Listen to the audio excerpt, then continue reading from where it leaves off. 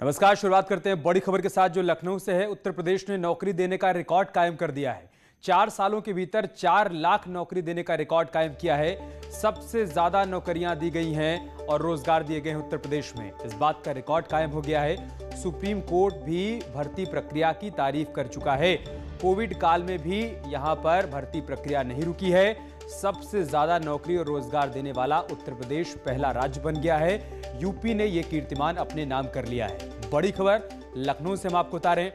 अच्छी खबर, 4 सालों के भीतर 4 लाख नौकरी देने का रिकॉर्ड कायम किया है यूपी की योगी सरकार ने। सबसे ज्यादा नौकरियां और रोजगार उत्तर प्रदेश में युवाओं को मिली हैं। सुप्रीम कोर्ट भी भर्ती प्रक्रिया की तारीफ कर चुका है। खास बात यह है कि कोविड काल में भी यूपी में भर्ती प्रक्रिया नहीं रुकी, किसी प्रकार की कोई बाधा नहीं आई, भर्ती प्रक्रिया चलती रही और सबसे ज्यादा नौकरी और रोजगार देने का उत्तर प्रदेश ने कीर्तिमान स्थापित कर दिया है। बड़ी खबर हम आपको बता रहे हैं। और 10 बड़ी बातें क्या हैं इस बड़ी खबर से जुड़ी हुई, वो हम आपको बताते हैं। पुलिस विभाग में 1,37,253 नौकरियां दी गई हैं। बेसिक शिक्षा विभाग में 85,983 नौकरियां दी गई हैं।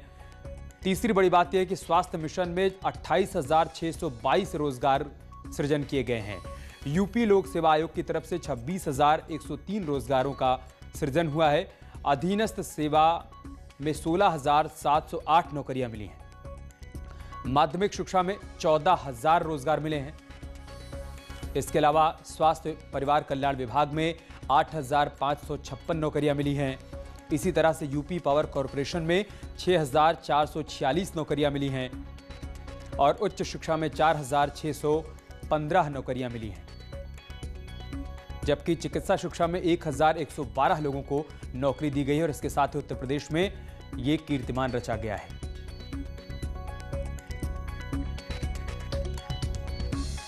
और लखनऊ से हमारी सहयोगी कुमारी रंजना इस वक्त हमारे साथ लाइव जुड़ चुकी हैं। रंजना, एक अच्छी खबर, खुश खबर, कोरोना काल में उत्तर प्रदेश ने जो रिकॉर्ड कायम किया है वहां तक पहुंचना अब किसी भी राज्य के लिए आसान नहीं होगा। बिल्कुल, देखिए, जब योगी सरकार 2017 में आई थी तो जो वादा किया था अपने जो मैनिफेस्टो में रोजगार देने का, उसी आधार पे उसका काम सरकार का चल रहा है। और शुरू से ही जिस तरह से काम रहा, 4 साल में 4 लाख नौकरियां दे चुकी योगी सरकार। और सबसे बड़ी बात है कि सीएम जब नौकरी देते हैं तो खुद जो लोग हैं जो नौकरी पाते हैं उनसे डायरेक्ट संवाद भी, सीधा संवाद भी करते हैं। और इस तरह से लोगों को एक तरह से हम कहें तो जो अपना मैनिफेस्टो का जो पूरा आधार था वो उसको रोजगार देने का उसको पूरा लागू कर रही है योगी सरकार। और आज के डेट में अगर 4 साल बीत चुके हैं सरकार के, तो 4 लाख नौकरियां भी सरकार दे चुकी है। तो इस तरह से देखा जाए तो अब 5वां साल शुरू होगा और नौकरी देने का जो कोरोना काल था उसमें भी अगर सरकार का गति नहीं रुका और काम लगातार काम चलते रहा जिस तरह से, तो उसको कहा जा सकता है कि योगी सरकार अपने वादे पे खरे उतर रही है और लोगों को नौकरियां देने का जो वादा किया था जब सत्ता में आई थी उस पर वो पूरा काम कर रही है। जी ठीक है, आप बने रहे हमारे साथ। इस मौके पर सीएम योगी ने क्या कुछ कहा है दर्शकों को वो भी दिखा देते हैं। 4 साल में उत्तर प्रदेश ने 4 लाख नौकरियां दी हैं और इस बात को लेकर सीएम योगी भी खुश हैं। क्या कहा है, सुनिए। मैं सबसे पहले एक पारदर्शी तरीके से चयन की इस प्रक्रिया को मेरिट के आधार पर आगे बढ़ाने के लिए अधीनस्थ सेवा चयन आयोग और विभाग को हृदय से धन्यवाद देता हूं कि आज 3,209 नलकूप चालकों का एक साथ प्रशिक्षण के बाद नियुक्ति प्रमाण पत्र वितरण की कार्रवाई यहां पर संपन्न हो रही है। जो प्रदेश के अंदर हमारे किसान भाइयों के आय की अभिवृद्धि करने में एक बहुत बड़ी भूमिका का निर्वहन करने वाले हैं। मैं इसके लिए विभाग को धन्यवाद देते हुए जितने भी नलकूप चालक हैं इन सब की सफलतापूर्वक चयन की इस प्रक्रिया के लिए और आज नियुक्ति पत्र के माध्यम से जब ये लोग अपने कार्य के साथ प्रदेश की सेवा में किसानों की सेवा के साथ अपने आप को जोड़ रहे हैं, मैं इसके लिए हृदय से इन सब को बधाई देता हूं, अपनी शुभकामनाएं देता हूं।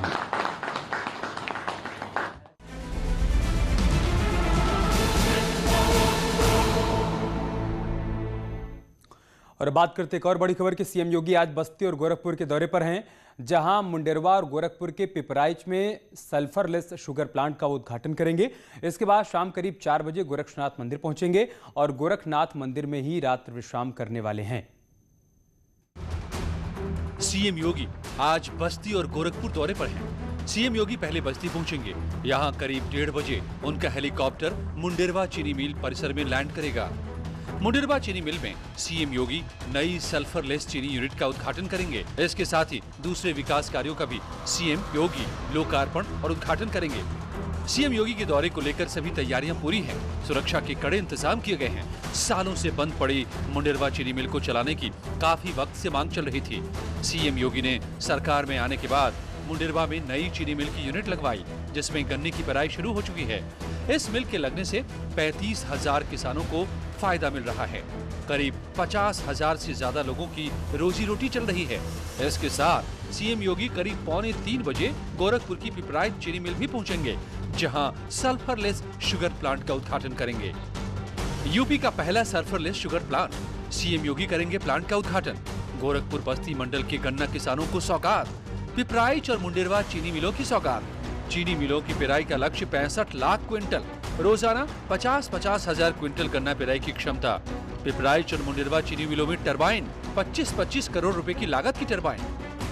किसान आंदोलन के बीच जहां हर तरफ कृषि कानूनों को लेकर विरोध प्रदर्शन जारी है, वहीं योगी सरकार ने गन्ना किसानों को सौगात दी है। सूबे की कमान संभालने के बाद सीएम योगी ने गोरखपुर बस्ती मंडल के गन्ना किसानों को पिपराइच और मुंडेरवा चीनी मिलों की सौगात दी थी। इन दोनों ही चीनी मिलों का पेराई का टारगेट 65 लाख क्विंटल है। दोनों ही मिलों की 50-50 हजार क्विंटल गन्ना पेराई की रोजाना की क्षमता है। यूपी में पहली बार निगम इलाके में सल्फरलेस चीनी का उद्घाटन होने जा रहा है।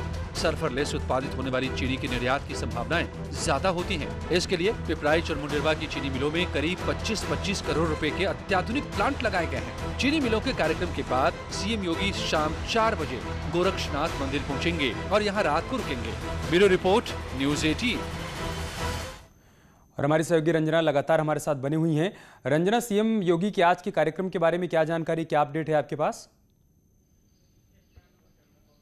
देखिए, वो गोरखपुर पहुंचेंगे सीएम योगी और वहां सल्फरलेस प्लांट का उद्घाटन करेंगे। किसानों का मुद्दा अभी उत्तर प्रदेश में कहें क्या पूरा भारत में अगर हम कहें तो पूरे भारत में छाया हुआ, और ऐसे में मुंडेरवा चीनी मिल पहुंच करके योगी एक तरह से किसानों को सौगात देंगे। केवल वो मिल मालिकों और की बात नहीं है और चीनी की बात नहीं है, ये किसानों को एक सौगात की बात है कि आज वहां पे जब वो सल्फर लेस प्लांट का उद्घाटन करेंगे तो यानी कि जो चीनी बाजार में आएगी वो सल्फरलेस होगी। तो इस तरह से देखा जाए तो एक मार्केटिंग जिस तरह से सरकार चीजों को पहुंचा रही है और जिस तरह से कर रही है, ये काफी बड़ी बात है कि किस तरह से किसानों के लिए योगदान दे रही है योगी सरकार। तो आज जब वो गोरखपुर पहुंचेंगे तो पहला काम रहेगा कि मुंडेरवा चीनी मिल पहुंच के और सल्फरलेस प्लांट का उद्घाटन करना और इसको एक तरह से किसानों को सौगात देना कहा जा सकता है।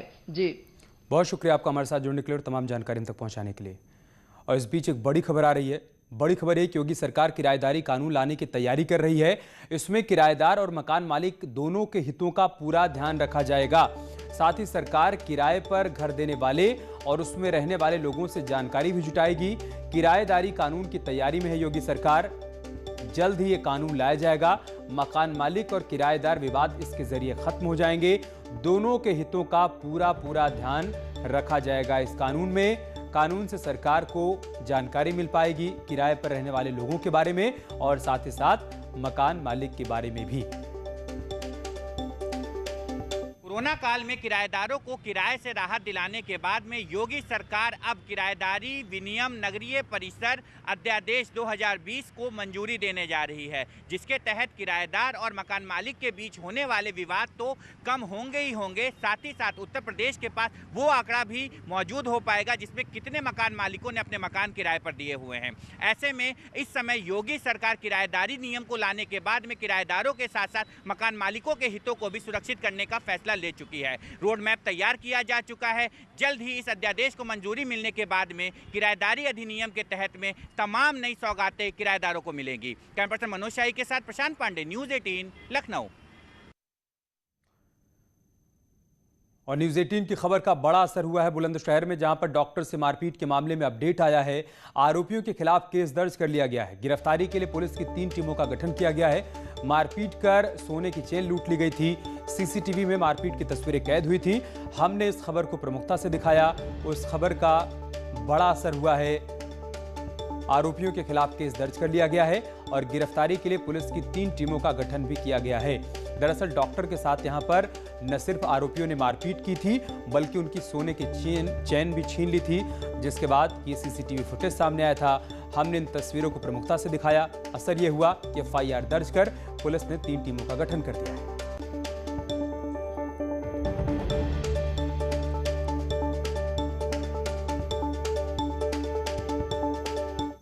थाना खुर्जानगर के पहासू गेट रोड पे संदीप चौहान नाम के व्यक्ति के साथ 5-6 लोगों ने मारपीट की एक घटना की है और इस प्रकरण में नामजद मुकदमा अभियुक्तों के खिलाफ लिखाया गया है।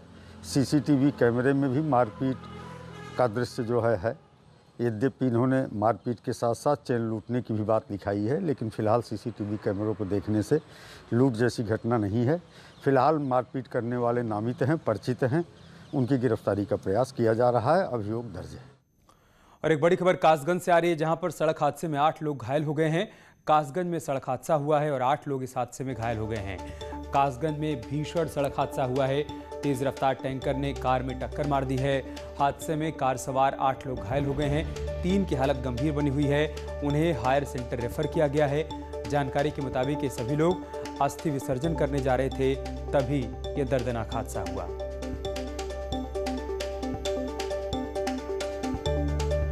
कासगंज में हुए इस हादसे में 8 लोग घायल हो गए हैं। 3 की हालत बेहद गंभीर है। उनको हायर सेंटर रेफर किया गया है। अस्थि विसर्जन के लिए जा रहे थे सभी लोग, तभी इनकी कार हादसे का शिकार हुई है। टैंकर ने कार में टक्कर मार दी, जिससे कार में सवार 8 लोग घायल हो गए हैं। इनमें से 3 की हालत बेहद गंभीर है। उन्हें बेहतर इलाज के लिए हायर सेंटर रेफर किया गया है।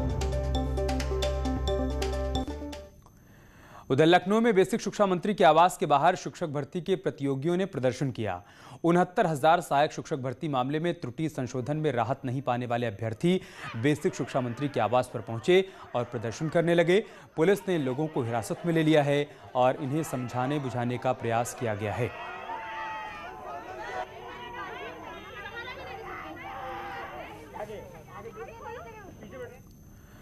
और एक बड़ी खबर इटावा से है, जहां पर वकीलों ने हंगामा किया है। वकीलों ने डीएम ऑफिस के बाहर हंगामा किया और ऑफिस का घेराव किया है। कलेक्टेड स्टाफ को हटाने की मांग कर रहे हैं वकील। ऑफिस में डीएम श्रुति सिंह नहीं मिली हैं। वकीलों ने जमीन पर बैठकर प्रदर्शन किया है, धरना दिया है और डीएम के खिलाफ नारेबाजी भी की है। ये बड़ी खबर हम आपको इटावा से बता रहे हैं।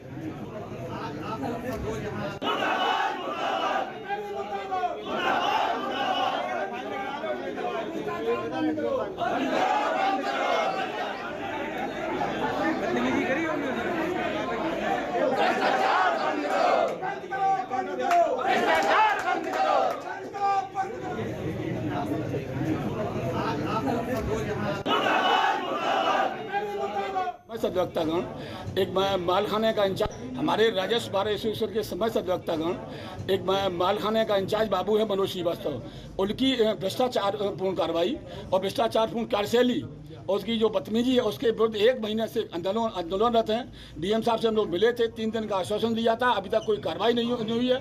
उसकी वजह से सारा अधिवक्ता समुदाय परेशान है और बातकारी नकलें नहीं मिल रही हैं, तमाम सारी परेशानियां हैं और जिला प्रशासन कोई कार्रवाई नहीं कर रहा है। इसलिए और इटावा से हमारे सहयोगी दिनेश शाक्य इस वक्त हमारे साथ फोन लाइन पर जुड़ चुके हैं। दिनेश, क्या जानकारी इस खबर के बारे में? मनोज श्रीवास्तव नाम के कलेक्ट्रेट कर्मी हैं जो मालखाने में तैनात हैं और जिनके ऊपर इस तरीके का आरोप है। करीब 3 महीने पहले इनको भ्रष्टाचार के आरोप में निलंबित किया गया था, क्योंकि जो शिकायतकर्ता आते हैं उनसे पैसे की डिमांड करते हैं और एक दफा इनको वीडियो कैमरे पर कैद भी किया गया था, जिसका वीडियो वायरल होने के बाद में इटावा के तत्कालीन जिलाधिकारी जेबी सिंह ने इनको तत्काल प्रभाव से निलंबित कर दिया था। और इसके बाद में हालांकि जो रिटायर्ड एडीएम है ज्ञान प्रकाश श्रीवास्तव, इन्होंने अपनी जांच के बाद में उसको बहाल कर दिया और फिर दोबारा वो उसी पोस्ट पे बैठ गया। जैसा वकीलों की तरफ से कहा गया, प्रदर्शनकारी वकीलों की तरफ से, कि 1 महीने से कोई कामकाज नहीं हो पा रहा, बातकारियों को परेशान कर रहे हैं, उनसे पैसे की डिमांड कर रहे हैं। जिलाधिकारी श्रुति सिंह से ये सभी मिलने आए थे। जिलाधिकारी तरफ से मिलने से इनकार करने के बाद वकीलों ने वहां नारेबाजी की, धरना प्रदर्शन किया। जब मामला ज्यादा बिगड़ा तो नगर मजिस्ट्रेट मौके पर पहुंचे। उन्होंने आश्वासन दिया कि 3 दिन के अंदर उस आरोपी कलेक्ट्रेट कर्मी को तत्काल प्रभाव से हटा दिया जाएगा। तब सभी वकील जो नाराज थे वो मौके से हटे हैं और उसके बाद उन्होंने धरना प्रदर्शन को खत्म किया है। जी ठीक है, बहुत शुक्रिया आपका हमारे साथ जुड़ने के लिए दिनेश और जानकारी हम तक पहुंचाने के लिए। एक बड़ी खबर इस बीच आ रही प्रयागराज से, जहां पर अतीक के गुर्गे पर एक्शन हुआ है। अतीक के गुर्गे पर एक्शन लिया गया है। मुबारक खान के खिलाफ बड़ी कार्रवाई हुई है। पीडीए ने अवैध निर्माण पर बुलडोजर चला दिया है।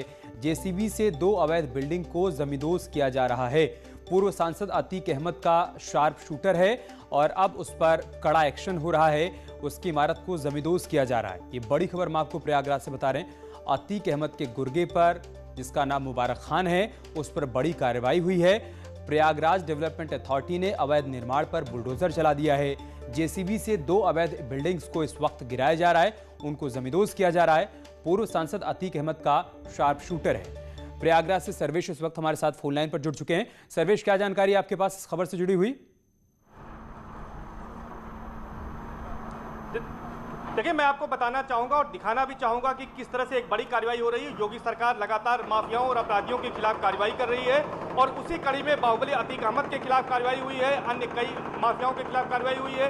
दिलीप मिश्रा हो, चाहे वो विजय मिश्रा हो, सभी के खिलाफ कार्रवाई हुई है। और अतीक अहमद गैंग का ये शार्प शूटर है और बक्सी मोड़ा का ग्राम प्रधान है मुबारक खान, जो कि हिस्ट्री शीटर है और भू माफिया घोषित किया जा चुका है। इसका यहाँ पर अवैध निर्माण है बक्सी मोड़ा में। और ये जो आप तस्वीरें देख रहे हैं, ये मकान जो है अवैध रूप से कब्रिस्तान की जमीन पर यहाँ पर बनाया गया था। 3 मंजिला मकान है, करीब 400 वर्ग मीटर में है। इसके अलावा इसके पीछे एक और मकान है जो कि किसी दूसरे व्यक्ति की जमीन पर कब्जा करके उस मकान को जो है बनाया गया था। इन दोनों मकानों के बारे में यह है कि पीडीए से नक्शा नहीं पास कराया गया था और इसके विधिक ध्वस्तीकरण का आदेश पीडीए ने पारित किया था। और आज यहाँ पर दलबल के साथ यहाँ पीडीए की टीम पहुंची है। साफ तौर पर आप देख सकते हैं 4 जेसीबी मशीनों के साथ इस मकान को यहाँ पर जमींदोज किया जा रहा है। 12 बजे करीब ये कार्रवाई शुरू हुई है और बाउंड्री वाल को तोड़ा जा चुका है।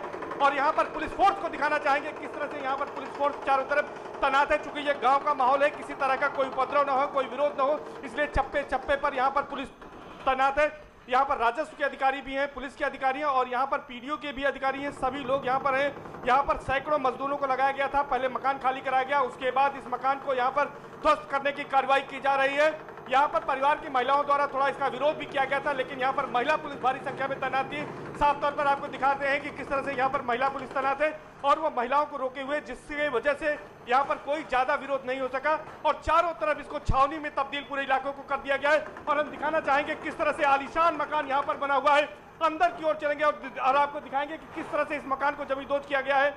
ये न्यूली कंस्ट्रक्टेड मकान है, क्योंकि नया बना हुआ है, काफी मजबूत है, लेकिन जेसीबी मशीनों से अब इसे यहाँ पर ध्वस्त किया जा रहा है। ध्वस्त करने की कार्रवाई की जा रही है और पिछले 1 घंटे से ये कार्रवाई इसी तरह यहाँ पर चल रही है।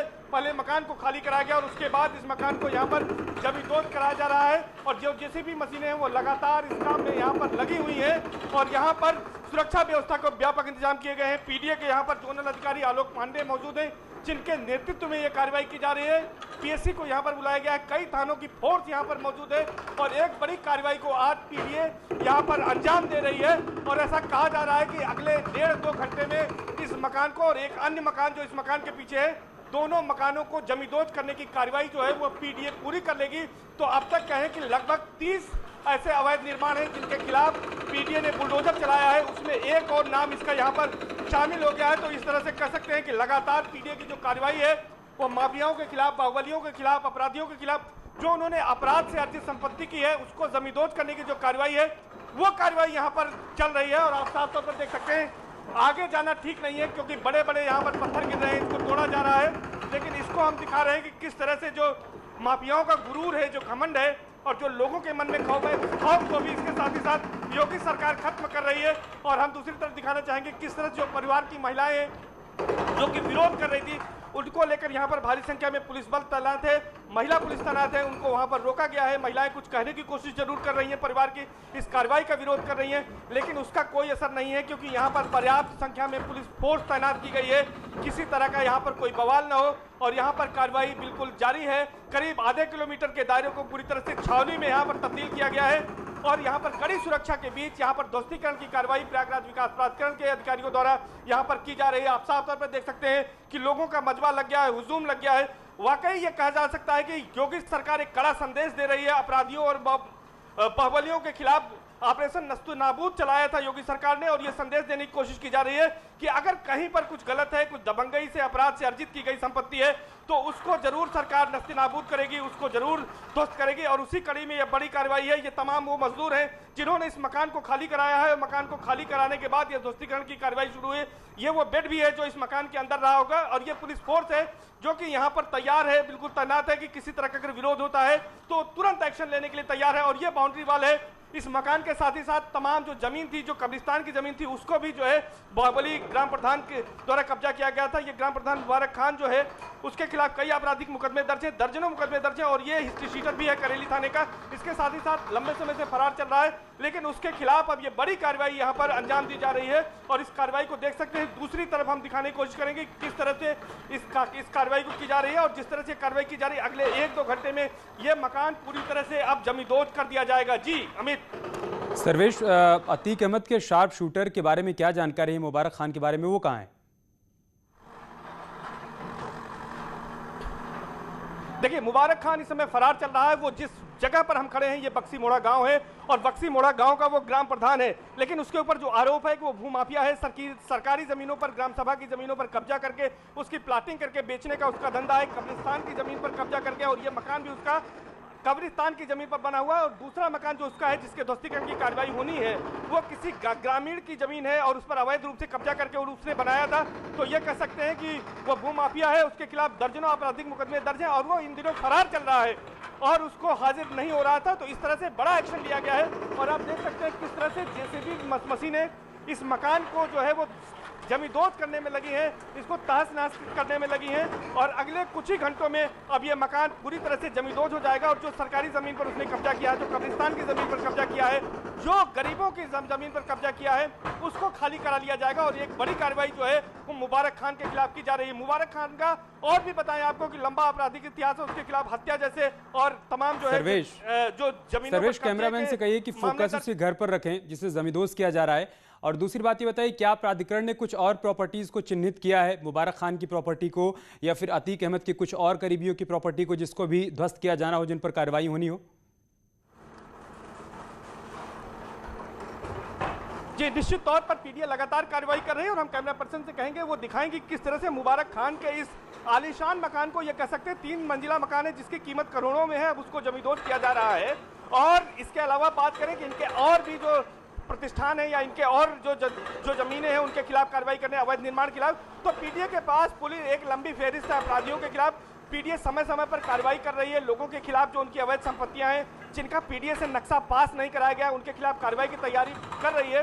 लेकिन मीडिया में सुरक्षा के दृष्टिकोण से वो तमाम चीजें सार्वजनिक नहीं की जाती है, मीडिया को तब बताया जाता है जब वो कार्रवाई शुरू हो जाती है। इस कार्रवाई के बारे में भी अमित हम आपको बताएं कि आज सुबह हम लोगों को 11:30 बजे पता चला है, जब पुलिस का मूवमेंट यहाँ पर हो गया है और यहाँ पर जेसीबी मशीनें पहुंच गई, तो कुछ ग्रामीणों ने हम लोगों को सूचना दी, फिर हमने अधिकारियों से संपर्क किया। तो सुरक्षा की दृष्टि से जो है ये इसको डिस्क्लोज नहीं करते हैं पीडीए के अधिकारी, प्रशासन और पुलिस के अधिकारी, तो ये कह सकते हैं कि अभी कोई जानकारी नहीं दी जा रही है। लेकिन तमाम जो अपराधी हैं, जो बाहुबली हैं, उनके खिलाफ योगी सरकार की कार्रवाई लगातार जारी है, और प्रशासन अंदर खाने ऐसे तमाम अपराधियों को चिन्हित कर रहा है जिनके पास अवैध संपत्ति है और जिन्होंने अपराध से संपत्ति अर्जित की है, जिन्होंने पीडीए से बगैर नक्शा पास कराई है संपत्ति अर्जित की है। तो ऐसे तमाम लोगों के खिलाफ कार्रवाई की लिस्ट जरूर तैयार की है प्रशासन ने, और आगे भी ये कार्रवाइयां जारी रहेंगी, अधिकारियों का ऐसा कहना है।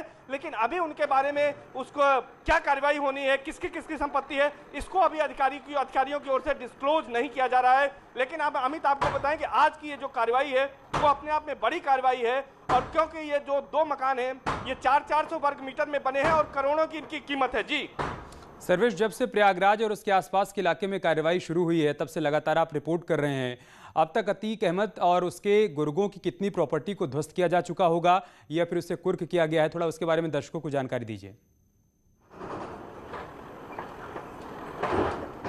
देखिए, सबसे बड़ी बात मैं आपको बता दूं कि ये कार्रवाई अतीक अहमद से शुरू हुई थी, और इसकी पृष्ठभूमि में जाएं तो कानपुर के विकरू कांड के बाद, विकास दुबे कांड के बाद योगी सरकार ने एक सख्त मैसेज दिया था कि जो भी प्रदेश के बड़े बाहुबली हैं, अपराधी हैं, उन्होंने अगर अपराध से कोई संपत्ति अर्जित की है तो उसके खिलाफ कार्रवाई की जाए। उसमें प्रयागराज में सबसे पहले कार्रवाई अतीक अहमद के खिलाफ शुरू हुई। अतीक अहमद के ऑफिस और मकान को कुर्क किया गया, उनके एक हिस्से को, और उसके बाद उसको जमींदोज किया गया। लोगों ने यह कल्पना नहीं की थी इसके पहले कि कोई सरकार किसी व्यक्ति का पुश्तैनी मकान भी ध्वस्त कर सकती है। तो अतीक अहमद का जो पुश्तैनी मकान था चकिया का, उसको भी ध्वस्त किया गया। अतीक अहमद के जो तमाम करीबी थे, चाहे वो जो है उनका भाई अतीक अहमद का अशरफ, उसके ससुरालियों का मकान हो, इसके अलावा जो है अतीक अहमद के साड़ू इमरान जई का मकान हो, तमाम मकानों को ध्वस्त किया गया है। और अब तक अतीक अहमद के खिलाफ अकेले 300 करोड़ से ज्यादा की चोट की गई है। 300 करोड़ से ज्यादा की चोट अतीक अहमद के ऊपर अकेले की गई है। और अतीक अहमद के 1 दर्जन से ज्यादा जो है जो उनकी संपत्तियां हैं उनको कुर्क करने की भी कार्रवाई प्रशासन ने की है। और ताजा विजुअल परिवार विरोध किया जा रहा है, जिनको जो है यहाँ पर महिला पुलिस द्वारा रोका गया। ये हम आपको दिखा रहे हैं कि किस तरह से जो है यहाँ पर झड़प हो रही है। जो परिवार की महिलाएं हैं वो इस ध्वस्तीकरण कार्रवाई का विरोध कर रही हैं, और यहाँ पर जो पहले से महिला पुलिस तैनात है वो उनको पकड़ कर ले जा रही है। तो यहाँ पर आप साफ तौर पर देख सकते हैं इस कार्रवाई का विरोध भी जो है वो परिवार की महिलाओं को द्वारा यहाँ पर किया जा रहा है। और यहाँ पर पर्याप्त संख्या में पुलिस बल तैनात है, महिला पुलिस तैनात है। जो महिलाएं यहाँ पर विरोध कर रही हैं उनको यहाँ मौके से हटाया जा रहा है। और हम दूर से इसको दिखाने की कोशिश करेंगे। एक्सक्लूसिव विजुअल हमारे पास है कि किस तरह से इस कार्रवाई में जो लोग भी बाधा बन रहे हैं उनके खिलाफ यहाँ पर एक्शन लिया जा रहा है। ठीक है सर्वेश, और लगातार आप इन तस्वीरों पर और कार्रवाई पर नजर बनाए रखिएगा। हम आपके पास आएंगे अपडेट के लिए। एक छोटे से ब्रेक के रुक रहे हैं, जल्द होगी वापसी।